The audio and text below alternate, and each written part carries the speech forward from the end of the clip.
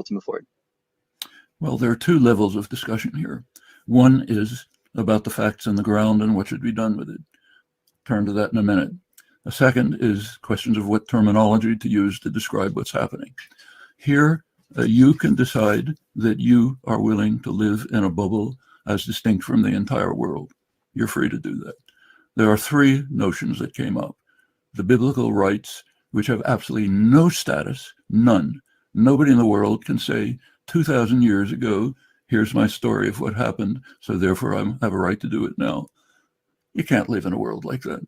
Nobody in the world ever makes such a claim. You want to make it, okay, but then just admit, I'm out of the world, distinct from the world. Now, yes, totally distinct. If you really want to play that game, the Palestinians have more of a right to claim to be descendants of the population from 2,000 years ago than I do.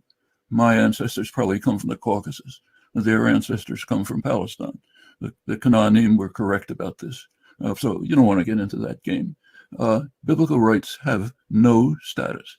Now let's turn to legality and occupation. There is 100% agreement among all relevant international institutions, not just the United Nations Security Council, including the United States in unanimous declarations, but the International Court of Justice, the World Court, the Red Cross, which administers the Geneva Conventions, Israel's own top legal authorities, all agree that the Jewish settlements in the West Bank are in violation of international law. 100% agreement. Israel doesn't agree, fine.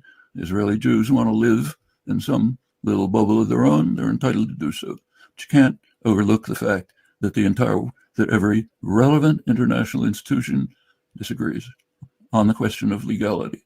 Same with occupation. Every relevant international institution recognizes that Israel is occupying not only the West Bank, but that it's also the occupying authority in Gaza. So as far as terms go, the correct terms are Greater Israel, Israel's illegal expansion into the West Bank. It's hundreds of thousands of settlers there.